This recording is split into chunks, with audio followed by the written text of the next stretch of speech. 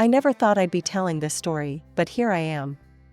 My name's Charlotte, and I was born into what you'd call an ordinary family. But when I was 2, everything changed. My dad died, leaving my mom a widow with a toddler. Mom didn't stay single for long. She married this guy, a big-shot entrepreneur with his own construction company. From the get-go, it was clear Mom was head over heels for Steve. She'd do anything for the guy, I swear. It was like I didn't even exist anymore. Things got even worse when Mom popped out another kid. A girl named Rachel. Suddenly, I had a half-sister who could do no wrong in Mom's eyes. She doted on that kid like she was made of gold, always trying to show Steve what a great mom she was to his precious daughter. Steve, he was this big, scary-looking dude. Always had this stern look on his face, like he was perpetually pissed off. But man, you should have seen how he melted around his own kid. All smiles and affection. Me? I might as well have been invisible. Charlotte, he'd bark, you're the oldest. Act like it. Help out around here. And help out I did. From the time I could reach the kitchen counter, I was cooking, cleaning, doing laundry, you name it. Rachel? She never lifted a finger. Didn't even clean up after herself or wash a single dish. Meanwhile, my grades were slipping. How could they not? Between all the chores and taking care of the house, I barely had time to crack open a book. Mom noticed, of course. But instead of understanding, all I got was grief. What's wrong with you, Charlotte? She'd yell. Are you stupid or just lazy? Your sister manages to get good grades. Why can't you? I wanted to scream, to tell her why. But I knew it wouldn't make a difference. In this house, I was the maid, the cook, the cleaner. And apparently, I was supposed to be a straight-A student too. As the years went by, things only got worse. Steve's business grew, and suddenly all of Mom's relatives were working for him. Even Mom got a job at the company. And guess who got stuck with all the housework? Yep, yours truly. By the time I graduated high school, I was exhausted.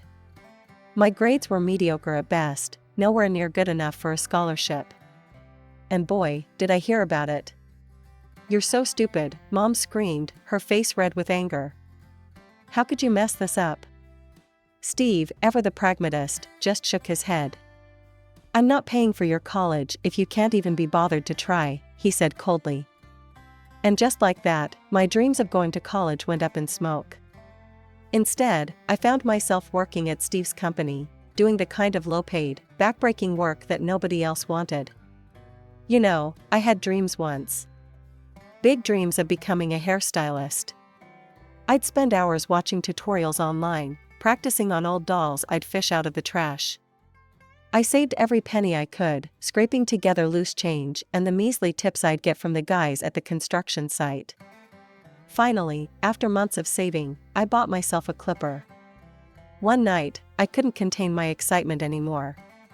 My sister was lounging on the couch, scrolling through her phone, looking bored as usual. Hey, I said, trying to keep my voice casual. Want to see something cool? She barely glanced up. What? I pulled out the clipper, my hands shaking a little. I got this. I'm gonna be a hairstylist someday. For a moment, she actually looked interested. Really? Let me see that. I handed it over, feeling a spark of hope. Maybe, just maybe, she'd understand. She turned it over in her hands, then tossed it back to me with a smirk. Good luck with that. Mom and Dad will never let you. I should have known better than to trust her. A few days later, all hell broke loose. Steve stormed into the living room in a rage, his face purple with anger. Who did this? He bellowed. Who mutilated Fluffy? I came out of the kitchen, wiping my hands on a dishcloth. The sight that appeared before me was terrible. There, on the floor, was his prized dog. The poor thing looked like it had been attacked by a lawnmower, chunks of fur missing, cuts all over its body. That's when my sister piped up, her eyes wide with fake innocence. Oh, Dad, she said, her voice trembling. I think I know what happened. All eyes turned to her as she spun her tale. Charlotte's been talking about being a hairstylist. She even bought clippers. I think she might have practiced on Fluffy. I couldn't believe what I was hearing. What? No, I'd never. But Steve wasn't listening. He stormed into my room, tearing it apart until he found the clippers. And there, stuck in the blades, were tufts of dog hair. I felt like I was going to be sick. I didn't do it, I said, my voice barely a whisper. I swear, I didn't touch Fluffy. My sister burst into tears, putting on a show worthy of an Oscar. Please don't be too hard on her, Dad. She probably didn't mean to hurt Fluffy. Steve's face was stone cold as he turned to me. Get out, he said, his voice eerily calm. Pack your things and get out of my house, now. Mom just stood there, not saying a word. Not even looking at me. As I packed my meager belongings, I could hear my sister's fake sobs from the living room. The little shit had set me up, and she'd done it perfectly. With nowhere else to go, I headed to my grandmother's place in the next town over. She was my dad's mom, the only one who'd ever shown me any real kindness. I told her everything, my words tumbling out between sobs. She listened, her face growing darker with each word. You can stay here as long as you need, she said, pulling me into a hug. We'll figure this out together. And just like that, I started my new life. Got a job at a local diner, worked my ass off. For the first time in my life, I felt like I could breathe. 3 years later, Grandma passed away. It hit me hard, she was the only real family I had left. But even in death, she was looking out for me. She left me her house and a little nest egg she'd been saving. With Grandma's savings and every penny I'd squirreled away from the diner, I opened my own beauty salon. It wasn't much at first, just me, a chair, and a mirror. But it was mine. All mine. The first few weeks were tough. I'd sit there, staring at the door, willing it to open. But slowly, word got around. One customer became 2, then 10, then I couldn't keep up. I had to hire my first employee. Then another. Before I knew it, I had a full staff and 3 chairs running nonstop. The salon was always full of chatter and laughter. For once in my life, I felt like I belonged somewhere. Like I was good at something.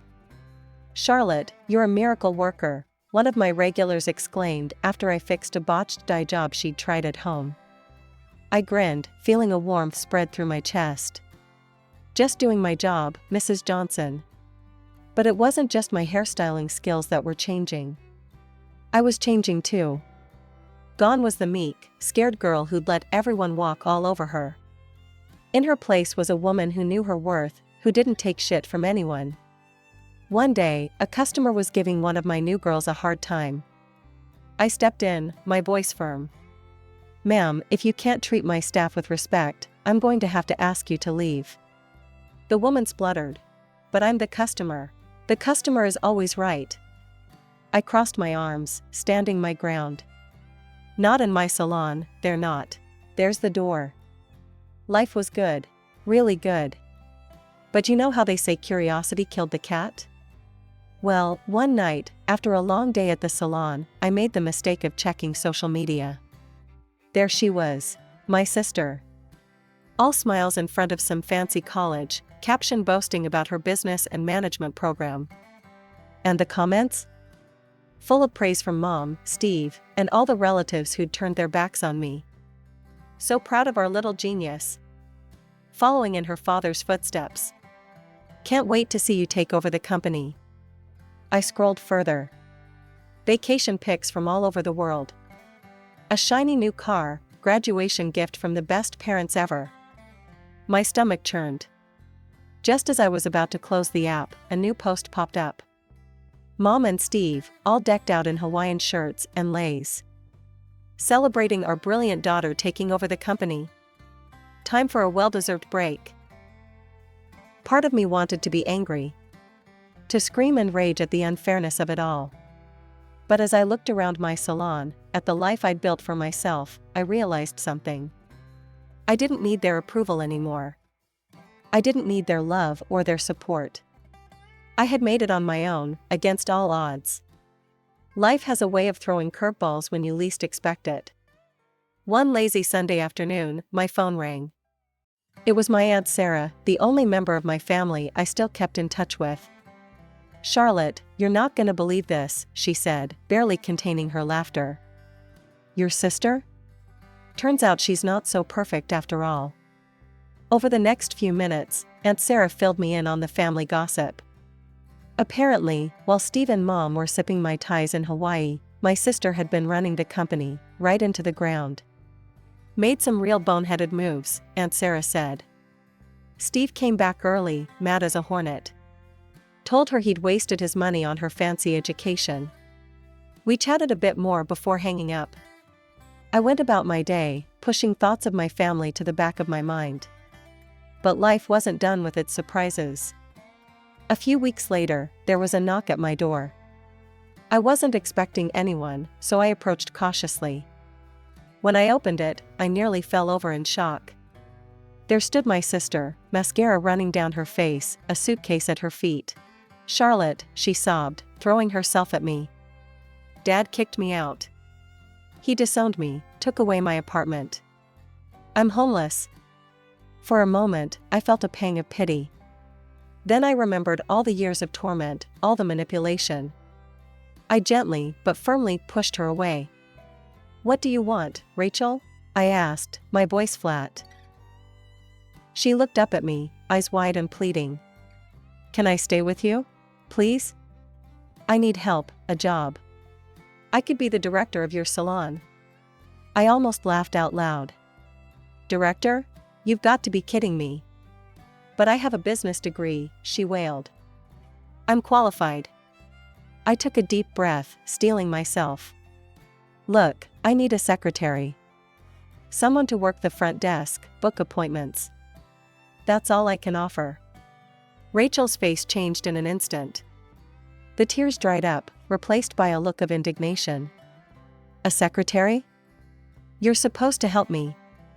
Give me a real job, let me live with you." I'd had enough.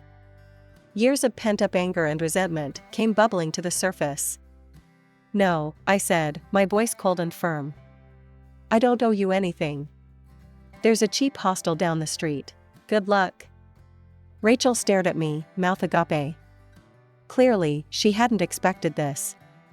Without another word, I closed the door in her face.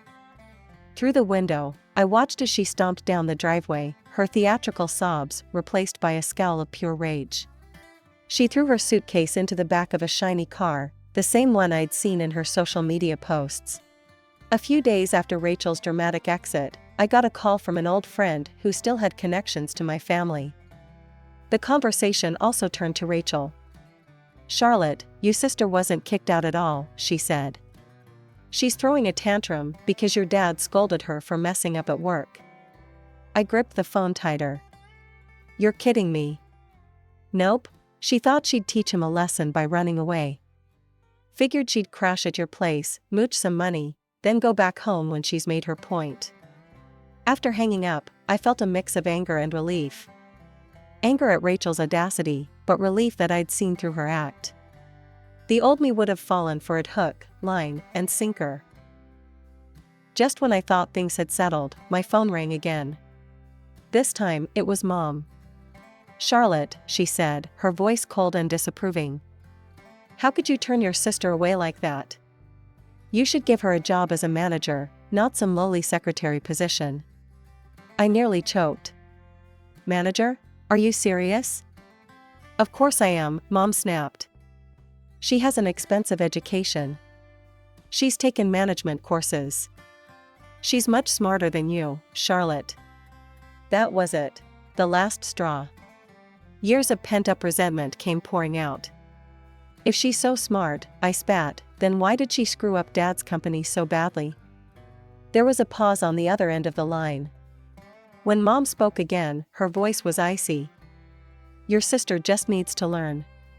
The director position at your salon would be perfect for her to practice. It's not like your little haircutting business would be a great loss if she makes a few mistakes. I saw red. My little haircutting business? Do you have any idea what I built here? No, of course you don't. You never cared about what I did. Charlotte. But I was on a roll. No, you listen to me for once. Do you know what it was like growing up in that house? Being treated like a servant? Being kicked out with nowhere to go? Do you even care? I ranted for what felt like hours, letting out every hurt, every slight, every moment of neglect I'd suffered. Mom stayed silent throughout. When I finally ran out of steam, I felt drained but somehow lighter. For a moment, I thought maybe, just maybe, she'd understood. Then she spoke. Are you quite finished? Now, as I was saying, it's your duty to help your sister. You will give her the director position. I couldn't believe what I was hearing. It was like she hadn't heard a word I'd said. In that moment, I realized something: nothing was ever going to change. No, I said, my voice steady and cold. I won't be hiring Rachel for any position. And don't call me again unless you're ready to apologize for how you've treated me all these years. I hung up and blocked her number, my hands shaking. Part of me wanted to cry, to mourn the mother I'd never really had. But another part, a stronger part, felt free. Just when I thought the dust had settled, all hell broke loose. My phone started blowing up with notifications. At first, I ignored them, thinking it was just the usual social media noise. But then I saw a message from Aunt Sarah. Charlotte, honey, you might want to check the family group chat. It's not pretty. With a sense of dread, I opened the app.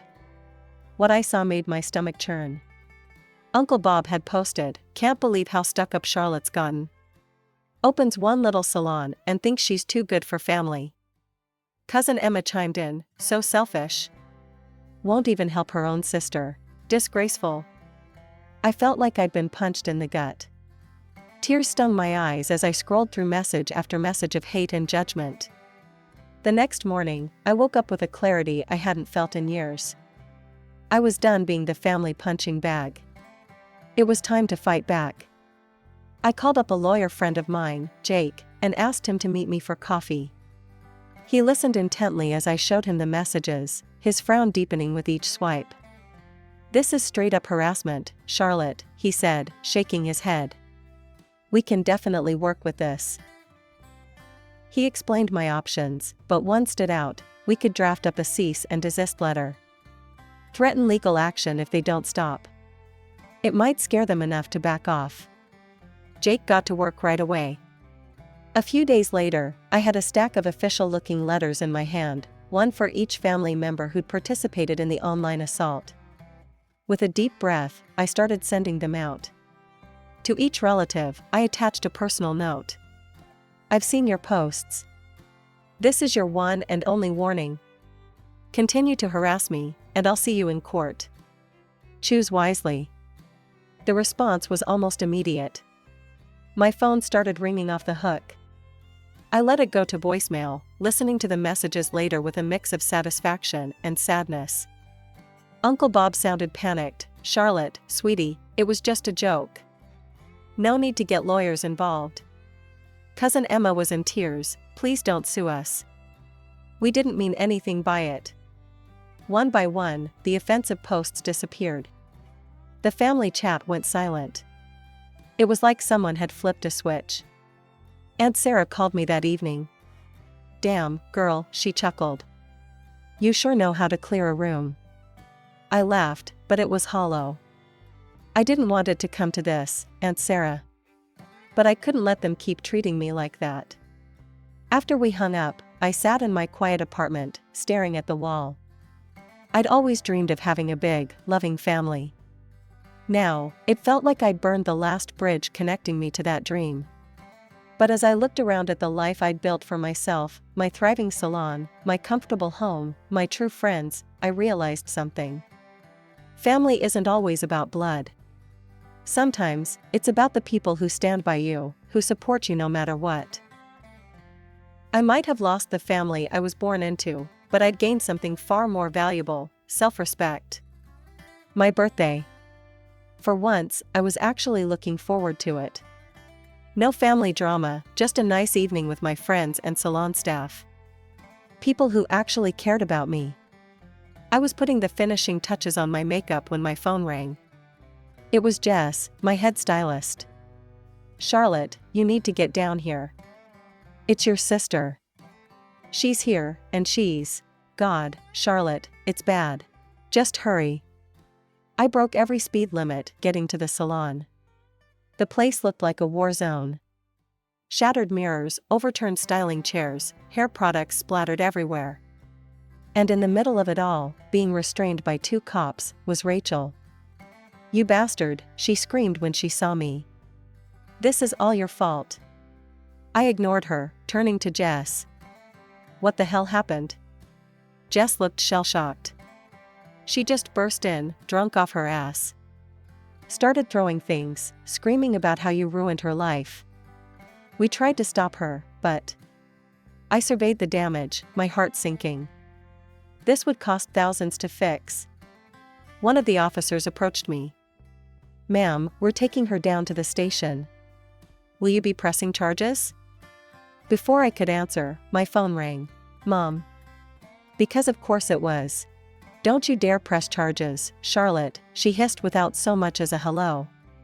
"Tell them it was a birthday prank gone wrong." I couldn't help it.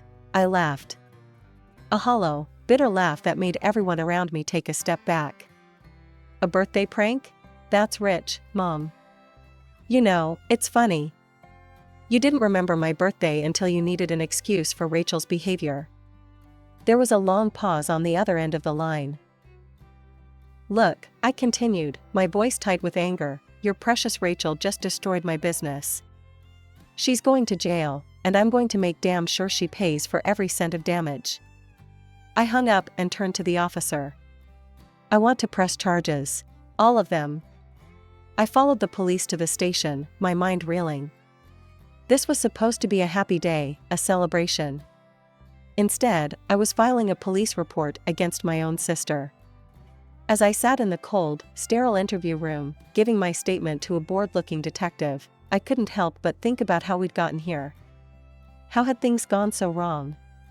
When I finally got home, hours later, I found my friends and staff waiting for me. They'd cleaned up the salon as best they could and brought the party to my place. As I looked around at these people, my chosen family, I felt a lump in my throat. "Thanks, guys," I managed to choke out. This means a lot." We raised our glasses in a toast. "To Charlotte," Jess said. "The toughest boss and best friend we could ask for." The court case dragged on for months. Every day was a new battle, a new low in family drama. But I stood my ground. Finally, the verdict came in. Rachel got a suspended sentence for hooliganism and had to pay me a hefty sum in compensation. I thought I'd feel victorious. Instead, I just felt tired. The day after the sentencing, I got a call from Steve. "You happy now?" he growled. "You've torn this family apart. As far as I'm concerned, you're dead to us." The line went dead. I stared at the phone, waiting for the pain to hit. But all I felt was relief. Mom didn't even bother to call. She sent a text, "I hope you're satisfied with what you've done. Don't contact us again." I showed the messages to Aunt Sarah over coffee the next day. She shook her head, disgusted. "You're better off without them, honey," she said, squeezing my hand. "You've got me. And you've got yourself. That's all you need." She was right. I threw myself into my work, channeling all my energy into expanding my business. One salon became 2, then 3. Before I knew it, I was running a small empire of beauty salons across the city. Years passed. I was happier than I'd ever been, surrounded by people who genuinely cared about me. My family became a distant memory, a bad dream I'd finally woken up from. Then, one lazy Sunday morning, I was scrolling through social media when a headline caught my eye. "Local construction mogul bankrupt, daughter's financial scams to blame." My heart skipped a beat. There was Rachel's face, being led away in handcuffs. The article detailed how she'd embezzled millions from Steve's company, running various financial scams that had finally caught up with her. The fallout was swift and merciless. Steve's company collapsed, taking down all the family members who worked there with it. And suddenly, my phone was blowing up with messages from relatives I hadn't heard from in years. Uncle Bob. Charlotte, sweetie, I know we've had our differences, but I'm in a tough spot. Any chance of a job at one of your salons? Cousin Emma. Hey cuz. Long time no speak. So, I heard you're doing well. One by one, they came crawling out of the woodwork, all with the same plea: give me a job, lend me money, save me from the mess Rachel made. My finger hovered over the reply button. Then, with a deep breath, I hit block instead. One by one, I shut them out of my life for good. The only message I responded to was from Aunt Sarah. You okay, honey? I saw the news. I wrote back. I'm fine. Better than fine, actually. I'm free. That night, I stood on the balcony of my penthouse apartment, overlooking the city where my salons now thrived. I thought about the long, hard road that had brought me here. The pain, the struggles, the moments of doubt. But I also thought about the strength I'd found, the true friends I'd made, the success I'd built with my own two hands.